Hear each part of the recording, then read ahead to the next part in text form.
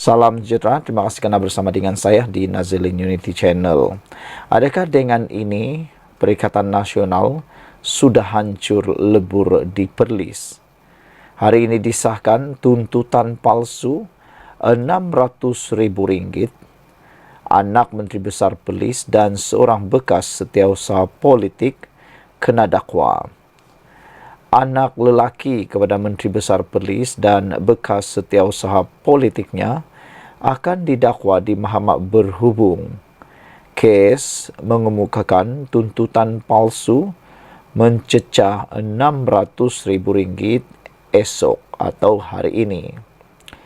Pertuduhan ke atas anak Muhammad Syukri Ramli berkenan adalah mengikut Seksyen 18 Akta Suruhanjaya Pencegahan Rasuah Malaysia SPRM 2009. Anak Menteri Besar Perlis akan didakwa di mahkamah pada hari Khamis. Maklumat lanjut mengenai pertuduhan akan dimaklumkan pihak SPRM nanti, lapor Berita Harian memetik sumber. Pada 24 April lalu, anak Menteri Besar Perlis antara 6 individu yang direman oleh SPRM bagi membantu siasatan pemalsuan dokumen tuntutan palsu berjumlah RM600.000. Turut direman ialah pegawai kanan pejabat Menteri Besar Perlis. Suspek berusia antara 27 hingga 37 tahun ditahan bagi membantu siasatan berkaitan pelaksanaan projek pembangunan prasarana seperti membaik pulih, menyelenggara, perbekalan dan perkhidmatan di seluruh Perlis sejak tahun 2022. Saudara-saudara sekalian, satu lagi ulasan ataupun berita yang menggemparkan kita ialah apabila ada laporan mengatakan ada satu parti ataupun ada satu pesta yang berlangsung di negeri yang ditadbir oleh PAS. Kini, kata pemimpin, kita akan siasat, kata anak Hadi selepas tular parti pakai bikini.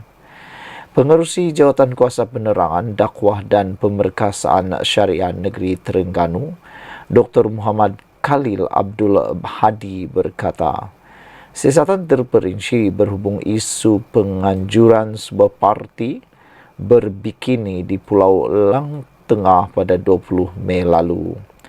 Kita akan siasat terlebih dahulu. Jika terdapat kesalahan, kita akan ambil tindakan sewajarnya mengikut lunas undang-undang, katanya. Tanggungjawab mencegah kemungkaran adalah tanggungjawab bersama antara pihak berkuasa dan rakyat, katanya dipetik Berita Harian BH. Heboh di media sosial mengenai penganjuran secara memaparkan sekumpulan wanita berpakaian seksi termasuk berbikini. Berdasarkan poster yang tular, program maksiat dan mengundang bala itu dikatakan berlangsung di tepi pantai di Pulau Lang Tengah pada 20 Mei lalu. Turut tersebar foto dan video yang dikatakan dari parti yang diisi nyanyian serta tarian memperalat tubuh wanita. Sementara itu, pengerusi Jawatan Kuasa Pelancongan Kebudayaan Alam Sekitar dan Perubahan Iklim Terengganu, Datuk Razali Idris berkata, pihaknya akan memanggil pemilik pusat peranginan berhubung penganjuran parti seksi itu. Katanya, pertemuan yang dijangka esok itu turut disertai Jabatan Hal Ehwal Agama Terengganu dan Majlis Bandaraya Kuala Terengganu. Razali berkata pihaknya mahu meneliti jawapan daripada pihak primis swasta itu terlebih dahulu sebelum sebarang tindakan diambil. Kita akan menyiasat perkara ini terlebih dahulu. Jika ada kesalahan dari segi peraturan atau apa-apa, akta, kita akan bertindak sama ada salah daripada segi garis panduan hiburan, pelancongan atau kelulusan pernik, katanya. Sekian dulu untuk kali ini. Jangan lupa tinggalkan komen anda. Ikuti terus ulasan selepas ini. Salam sejahtera. Terima kasih kerana bersama dengan saya di Nazilin Unity Channel. Hari ini kita digemparkan dengan keputusan terbenar atau sebenar daripada SPRM Disahkan bekas setiausaha politik dan anak Menteri Besar Perlis akan didakwa di mahkamah hari ini. Saudara-saudara sekalian, sehinggakan netizen mula bertanya, adakah ini akan menjadi petanda dan isyarat besar untuk Menteri Besar Perlis meletakkan jawatan? Kerana mereka menuntut janji daripada ahli-ahli politik, khususnya daripada Perikatan Nasional, yang menyatakan mereka adalah gabungan parti yang bersih, selamat dan boleh dipercayai. Nampaknya kata-kata itu tidaklah tepat 100%. Jadi sebab itulah ramai penyokong Pakatan Harapan, ramai netizen yang menuntut supaya Menteri Besar Perlis ini cepat bertanggung jawab dan letak jawatan atau berehat, bercuti panjang, sementara kes anaknya ini diselesaikan.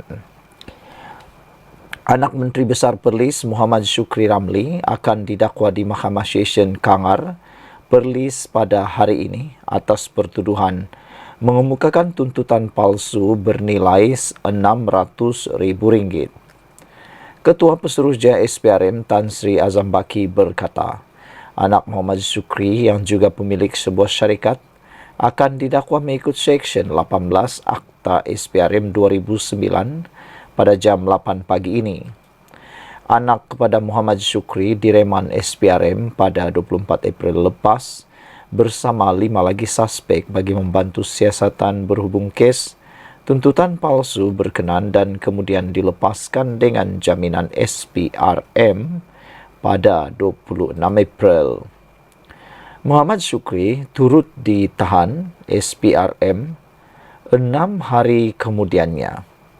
Berhubung isu salah guna kuasa membabitkan pelaksanaan projek pembangunan prasarana di negeri Perlis sejak tahun 2022 dan dilepaskan dengan jaminan SPRM selepas 8 jam disiasat oleh SPRM.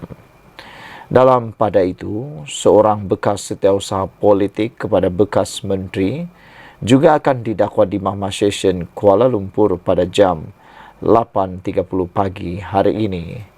Saudara-saudara sekalian, ramai yang cuba mencabar Menteri Besar Perlis ini supaya mengambil keputusan dan bertanggungjawab atas apa yang berlaku.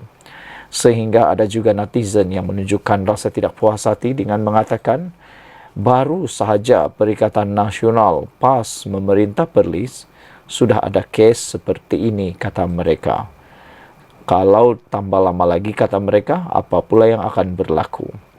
Saudara-saudara sekalian, ada juga yang mengata supaya semua pemimpin-pemimpin politik ini jangan ada anak mereka yang dapat menikmati atau dapat bantuan daripada bapa mereka yang merupakan ahli politik, khususnya yang berjawatan, supaya itu adalah bertindak adil kepada semua rakyat Malaysia.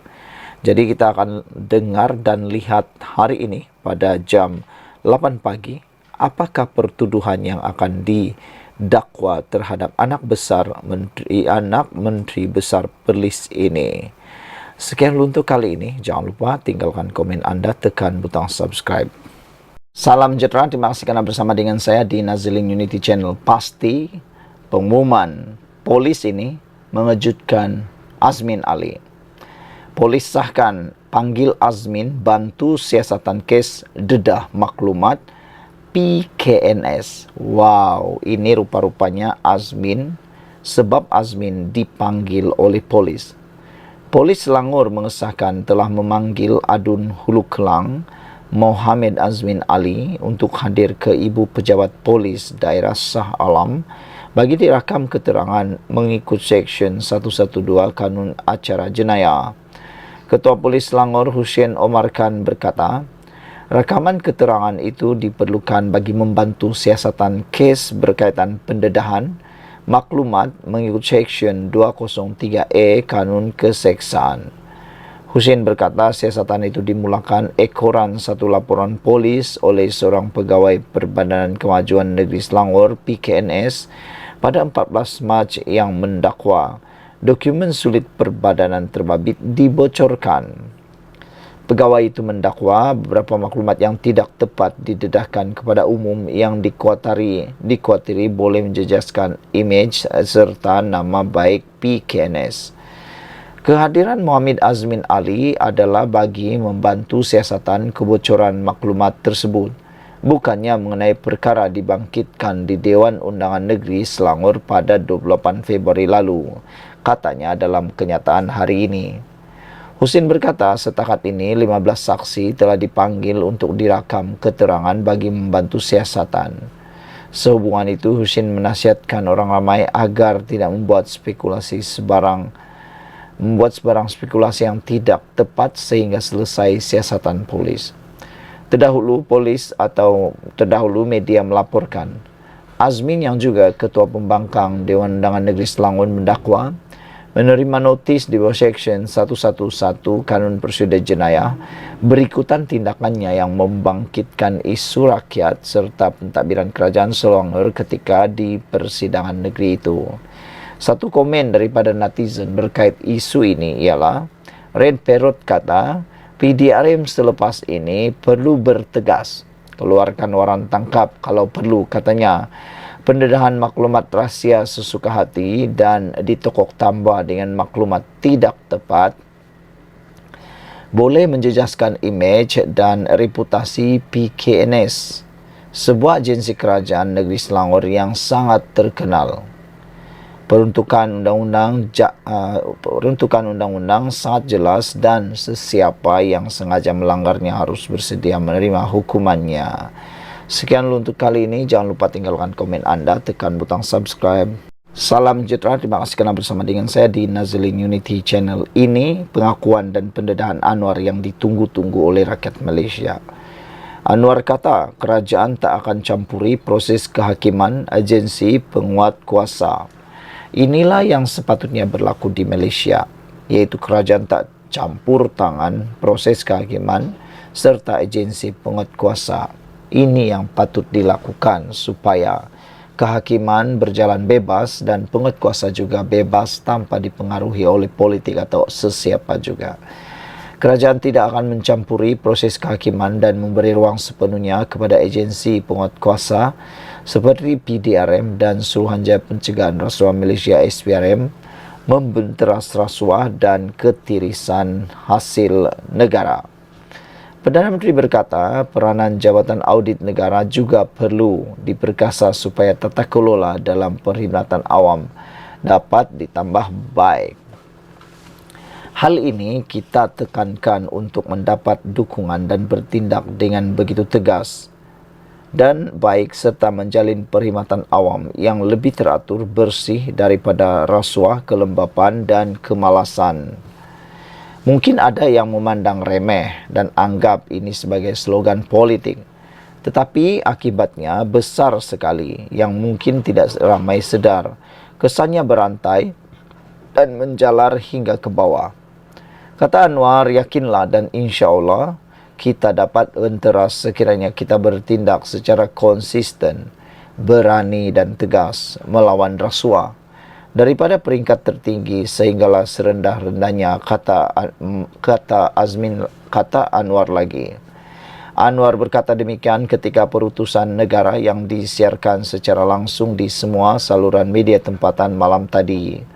Dalam masa sama, Perdana Menteri meluahkan keyakinan isu rasuah dapat diselesaikan jika dibenteras secara konsisten dan tegas. Tegasnya, perkara itu dapat dilihat dalam tender terbuka projek rancangan tebatan banjir yang mampu jimat uang rakyat sehingga 2 bilion ringgit. Selain itu, jelasnya sindiket penyeludupan di pintu masuk negara oleh sekelumit kecil pegawai awam berjaya ditumpaskan yang menyaksikan hasil negara tiris hingga 2 bilion sejak 2017. Kementerian Perdagangan Dalam Negeri dan Kos Sara Hidup KPDN pula katanya melancarkan ops tiris bagi membenteras penyeludupan diesel yang selama ini amat merugikan, manakala kartel minyak masak, ayam dan telur dipecahkan supaya harga dan bekalan terkawal dalam meredakan kos sara hidup. Apakah angka-angka ini tidak bermakna untuk kita, kata Anwar? Sekiranya dikumpul, ia dapat dimanfaatkan untuk menambah bantuan rakyat dan meningkatkan mutu prasarana rakyat, tambah Anwar lagi. Saudara-saudara sekalian, inilah yang sepatutnya dibuat, inilah yang sepatutnya kita ada, yaitu kerajaan tidak akan campuri proses kehakiman dan juga agensi penguat kuasa. Ini yang kita mahukan. Tiada campur tangan daripada kerajaan dalam bidang kehakiman dan tiada campur tangan oleh kerajaan dalam agensi penguat kuasa, khususnya SPRM dan PDRM. Maka dengan itu negara kita akan lebih dihormati, negara kita akan lebih maju dan tidak ada sebarang unsur yang ditakuti oleh dua perkara ini, yaitu kehakiman dan penguat kuasa. Apa pendapat Anda? Sila tinggalkan komen Anda, tekan butang subscribe.